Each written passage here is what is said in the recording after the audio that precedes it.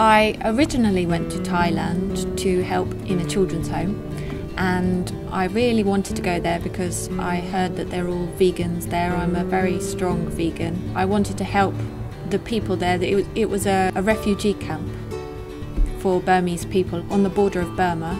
Originally as well, I was looking on the internet, and a lot of charities, they asked for a lot of money, and I didn't really have much money. I had enough money to go there, and that was about it. So I looked for a place that didn't ask for money. I was working in the children's home, and then I realised that there was a lot more support for the children. There were many other children's homes. They had more funding. There were no animal sanctuaries whatsoever, no vet in the area. The nearest vet was 4 hours away. So I decided that I needed to do something. And then I started to feed the local street dogs with the school, because the school had some money from the Humane Society to feed the dogs. So I got to know the dogs that way and started to realise they were very sick. I noticed that there were a lot of help for children, a lot of help for refugees, but nothing for the dogs. The nearest vet was 4 hours drive. So I took the car from the children's home and I took the dogs there and gradually collected dogs, and then I had to start a dog's home. Many people in England, many people in my family don't really understand why I left a perfectly good life in Italy and then went to work in Thailand. But I felt like I was very lucky to be here and to have enough money to eat, enough money to live. And I could see that there was a need somewhere else, and I wanted to go and try to help. Now I'm trying to stay in England for as much time as I can. Firstly, because I was very tired in Thailand. It's really difficult to live there. I lived there alone for the first 4.5 years. It was a job that was 24/7. I had no vet there, so I had to do veterinary tasks myself, and it was very upsetting for me. But there was no choice. But now we have more funding, and we're able to hire a vet and a vet nurse to stay there for 6 months. We're trying to get another vet and a vet nurse to take over afterwards, so that I can then be in England and I can concentrate on fundraising and raising the profile of the sanctuary so that it can continue, because before it was not sustainable. It was very difficult to find volunteers in the beginning because I didn't have a website, we didn't have any way of telling people about us.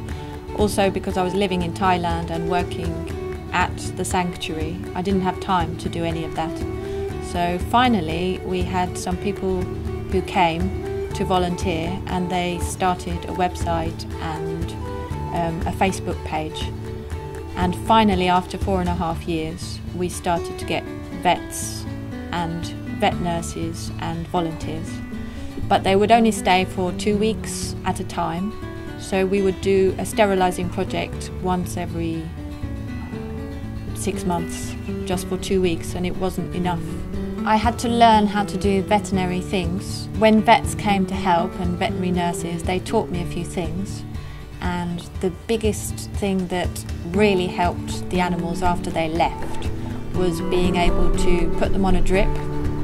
So they taught me how to put a catheter into their vein so that I could put them on a drip, because in Thailand dehydration is one of the quickest things that kills the dog if they're sick.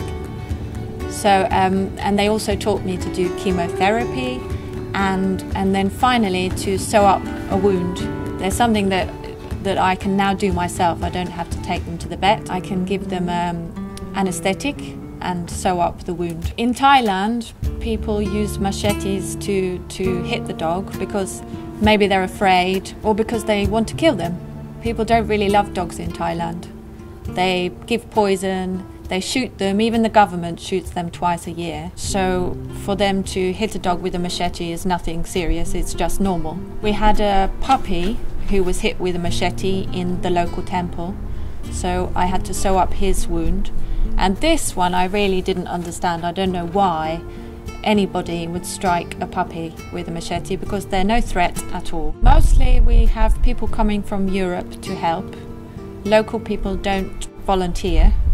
There's a couple of people that have come to work feeding the dogs and walking the dogs, but not many people want to work with dogs, so it's very difficult to find local people to help us. Now we really need funds. We'd also like to try to save some dogs from the meat trade, because they're driving dogs out of Thailand and into Vietnam to feed Vietnamese people. It's a very cruel thing. A lot of the dogs die on the journey, and once in Vietnam they often boil the dog alive to eat.